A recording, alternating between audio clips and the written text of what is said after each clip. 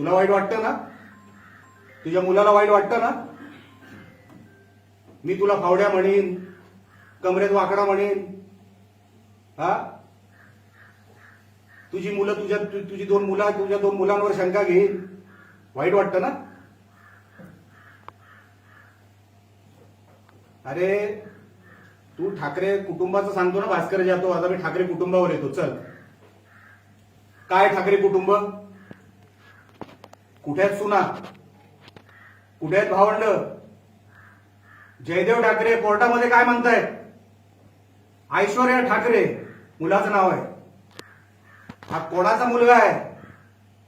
त्याचा डीएनए तपासा. ऐश्वर्या ठाकरे कोणाचा मुलगा आहे? त्याचा डीएनए तपासा. त्यांचा रोग कोणावर आहे? जयदेव ठाकरेंचा. कोणावर आहे? आम्ही काढू? अरे तुम्ही घरातली सून नाही सोडली. तुमचा भाऊ जयदेव ठाकरे कुठे? अहो ते जाऊ दे, थापा कुठे? थापा शिंदे साहेबांबरोबर आहे. स्मिता वहिनी शिंदे साहेबांबरोबर आहे. जयदेव ठाकरे शिंदे साहेबांबरोबर आहे. उद्धव ठाकरे कुटुंब सांभाळतो. हा कुटुंब प्रमुख. हा नीचातला नीच आहे उद्धव ठाकरे. हा कसला कुटुंब प्रमुख? ह्याचा भाऊ जयदेव ठाकरे काय मागत होता? प्रॉपर्टीचा एक हिस्सा मागत होता. प्रॉपर्टीचा एक हिस्सा मागत होता. एक प्रॉपर्टीचा हिस्सा पण उद्धव ठाकरेंना द्यायचा नव्हता. जयदेव ठाकरे कोर्टात गेले. मग जज जे होते त्या कोर्टच्या हिअरिंग मध्ये जे ऐकत होते त्यांनी सांगितलं कृपया करून मीडियावाल्यांना आत घेऊ नका, कारण का जयदेव ठाकरे जे बोलले कोर्टामध्ये या ठाकरे कुटुंबाबद्दल,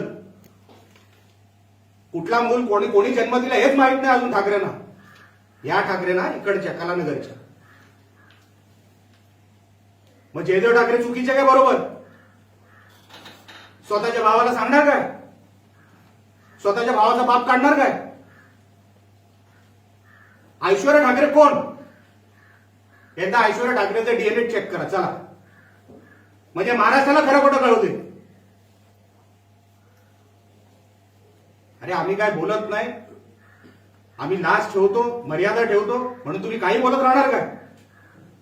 अरे स्टेजवर बोलता, एकदा समोर येऊन बोला, गॅरंटी आहे परत जाणार नाही तुम्ही. कोणाला चॅलेंज देताय? मी चॅलेंज देतो ना. 16 तारखेला येतोय मी गुहागरात. जाहीर सभा ओपन मैदानात घेणार आहे. मला बघायचं कोण काय करतो ते. हा भास्कर तर आम्ही संपवला. हा साला वाळू चोर. हा आम्हाला सांगतो नाच्या. कुठल्याही स्टेजवर गेला तर नाचायला लागतो. हा लीडर आहे काय ह्याच्या मतदारसंघामध्ये, गुहागर मतदारसंघामध्ये? मला एक झालेलं काम मला तुम्ही सांगायचं. मी ते काढणार आहे सगळं, म्हणजे इथे सांगून सगळंच काय उपयोग नाही. ते तिकडे जाऊन काढणार आहे. मी तुम्हाला आज सांगतो, मला भाषा बिघडवायची नव्हती.